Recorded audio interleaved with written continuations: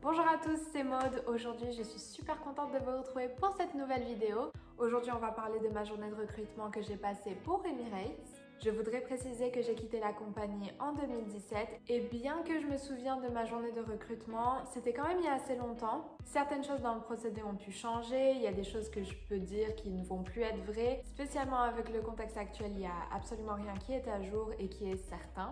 Mais j'ai eu énormément de personnes qui m'ont demandé de raconter comment s'est passé le recrutement, qu'est-ce qu'il faut faire, les tips, tout ça.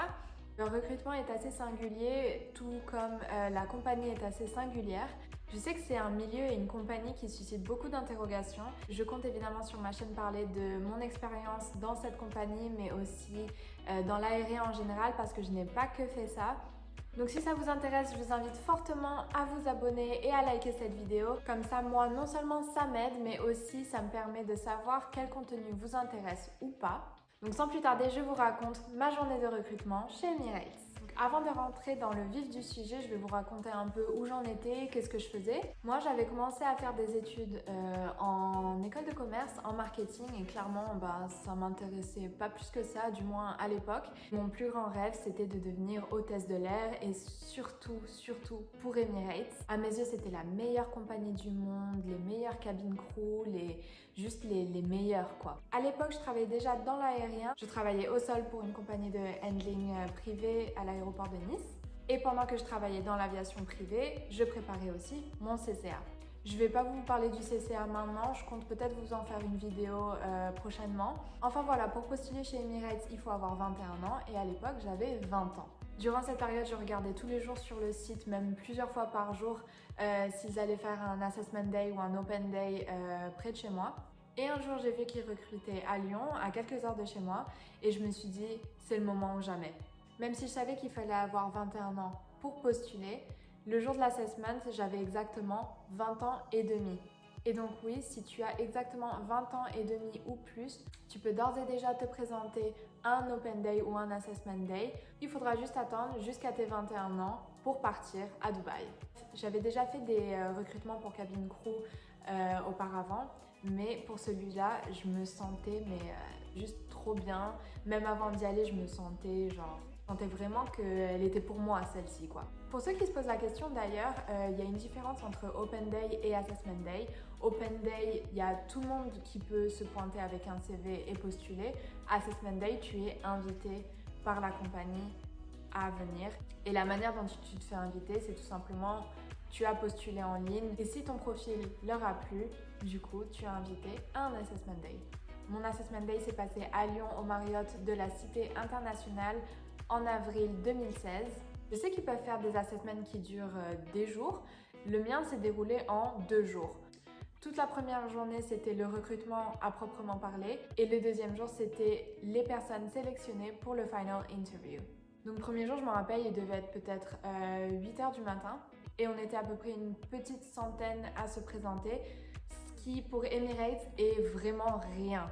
Donc je suis arrivée dans le hall de l'hôtel, j'ai commencé à papoter avec les autres, je crois que tu remplis un petit formulaire et ensuite il y a la représentante de la compagnie qui vient nous chercher et qui nous emmène dans une énorme salle de conférence. Et la première chose qu'on a fait tout simplement, parce que c'était un open day, c'était de déposer notre CV sur sa table.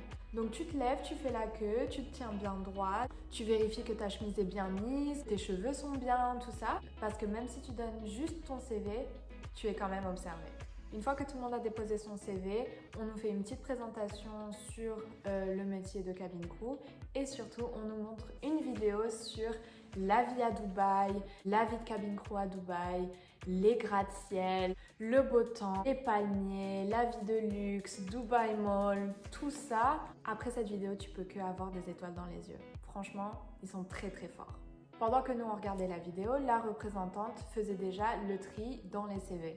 Une fois que cette vidéo était finie, elle s'est levée, elle nous a parlé un peu des prérequis pour devenir cabine crew pour cette compagnie et notamment qu'il fallait avoir 21 ans. Et qu'est-ce qu'elle a dit? Elle a dit « J'ai trouvé le CV de quelqu'un qui n'avait pas encore 21 ans. On va faire une pause maintenant et je vais demander à cette personne de quitter les lieux. » Mais moi, les gars, je me sentais trop mal.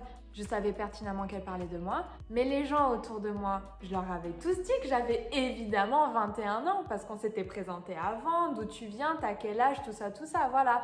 Du coup, vient la pause. Moi, durant cette pause, j'ai fait la queue pour venir lui parler parce qu'il y avait des gens qui attendaient pour lui montrer leur tatouage pour savoir si ça allait ou pas en fait.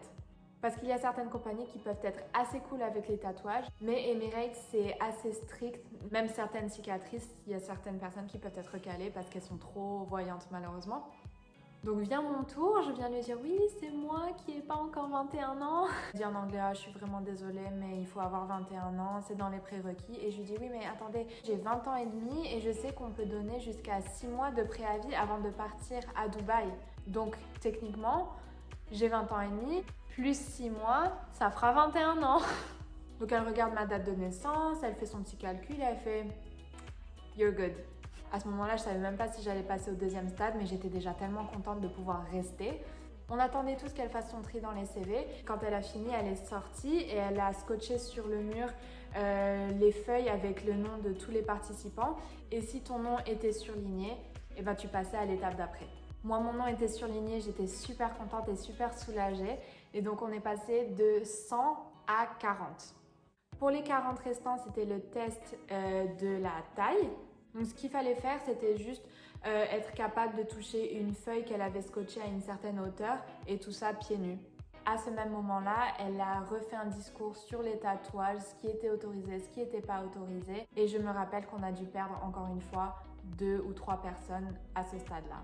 En fait, les gars, c'est simple, si vous avez un tatouage et que vous savez qu'il sera visible en uniforme, il faut le dire dès le départ parce que ça sert à rien de le cacher. Ça sera encore pire si vous arrivez à Dubaï et que vous passez les visites médicales de là-bas et qu'ils se rendent compte de ça. Alors là, mais vous vous faites virer sur le champ, quoi. En gros, ce que j'essaye de dire, c'est que ça sert à rien de mentir. Ils le verront tôt ou tard. Donc quand on est revenu dans la salle, elle avait disposé tous les sièges en forme de U et on a fait plusieurs exercices de groupe. C'était 2 exercices différents qu'on faisait avec la même équipe. Malheureusement, c'était il y a très longtemps, je me souviens plus exactement des exercices. Je pense que je m'en souviens d'un. Elle distribuait des objets à chaque groupe et en gros, il fallait vendre cet objet. Mais genre, il fallait que ça soit autre chose que son utilité de base, quoi. Voilà, on a fait 2 exercices comme ça. On est ressorti, on a attendu, notre nom était surligné et de 40, on est passé à 20. L'étape d'après, c'était le test d'anglais. Donc le test d'anglais était un test écrit. Il y avait beaucoup de lecture, d'analyse de texte, il me semble, de correction de phrases, de grammaire, d'orthographe, tout ça. Moi, personnellement, je l'ai trouvé assez simple. Mais voilà, ça dépend de votre niveau, mais l'anglais, évidemment, ça sera indispensable. Votre vie va être vécue en anglais entièrement sur les vols dans votre vie à Dubaï. Test d'anglais fini, même principe, on a pris une pause et elle est ressortie avec les noms surlignés. Et je pense qu'on a perdu 2 personnes. Après le test d'anglais, on a été divisé en 2 groupes. Mon groupe était le deuxième à passer et on était à peu près 8, je crois. Et là, on était reparti pour un exercice de groupe, cette fois-ci vachement plus long. Pareil, je me rappelle plus des détails, mais c'était une mise en situation. Si mes souvenirs sont bons, on gérait un hôtel et à cause d'un événement, je sais plus ce que c'était, je crois que c'était un festival, l'hôtel était overbooké, mais tous les hôtels de la ville étaient overbookés. Et en fait, il fallait trouver une solution pour les clients qui voulaient absolument loger dans la ville. Je me rappelle, les gens dans mon groupe étaient super cool parce qu'on se laissait vachement parler, on demandait l'avis des uns des autres, on était vachement cohérents, on bossait bien ensemble, ouais. Après cet exercice, vous connaissez maintenant le principe, on a refait une pause, on a attendu qu'elle délibère et elle est ressortie avec les papiers et on a découvert qui était sélectionné pour le final interview. Mon nom était surligné, j'étais super contente, je sais qu'il y en a même qui ont pleuré. D'ailleurs, je crois que j'ai pleuré moi aussi, je sais plus, mais j'étais super contente, c'était le rêve de ma vie. Clairement, il n'y avait rien au-dessus. Emirates, c'était mon rêve, un point c'est tout. Avec tous ceux qui étaient sélectionnés pour le final interview, il ne nous restait plus qu'à décider de qui prenait quelle plage horaire. Et moi, j'ai pris le tout premier interview parce que moi, je suis comme ça, il faut que je le fasse Je reviens à ce même hôtel le lendemain matin. Là, j'étais pas bien par contre. J'étais tellement stressée. Là, ouais, là, je rigolais pas par contre. En fait, je stressais parce que j'étais toute seule. J'avais pris le premier slot, donc forcément, il y avait personne, quoi. J'ai bien fait attention d'avoir tous les documents, d'avoir les photos en pied, les photos portraits, les photos passeport, les photos pour le visa des États-Unis, tout ça. Mon entretien a duré à peu près 45 minutes. Franchement, le meilleur entretien que j'ai pu avoir. J'étais tellement stressée, mais elle était tellement gentille. Il n'y avait pas de piège, c'était vraiment juste une discussion entre deux personnes. Et évidemment, j'ai parlé de mon parcours scolaire, de mon parcours professionnel, ce que je faisais. Elle m'a mis en situation. Qu'est-ce que je ferais si j'étais dans cette situation-ci ou cette situation-là? Le classique, pourquoi vous plutôt qu'une autre personne? Pourquoi Emirates? C'était un long entretien, mais honnêtement, rien de spécial, ils sont vraiment pas là pour vous piéger ou quoi que ce soit. Quand j'ai terminé mon entretien, je suis repartie dans le sud et j'ai eu le fameux Golden Call à peu près un mois après l'interview. Donc voilà, vous savez tous sur comment s'est déroulée ma journée de recrutement pour Emirates. Je suis désolée de ne pas avoir pu vous donner plus de détails, mais comprenez-moi, c'était il y a 4 ans. N'oubliez pas de liker cette vidéo si vous l'avez aimée et si vous voulez plus de contenu sur l'aviation, sur mon parcours d'hôtesse de l'air, sur mes tips, pour toutes celles et ceux qui veulent devenir PNC dans le contexte actuel. Ne perdez pas foi, l'aérien va repartir un jour ou l'autre. C'est un métier et un style de vie génial, donc ouais, soyez patient et votre tour arrivera, croyez-moi. Merci d'avoir regardé cette vidéo, prenez soin de vous et je vous dis à bientôt pour une nouvelle vidéo. Bye!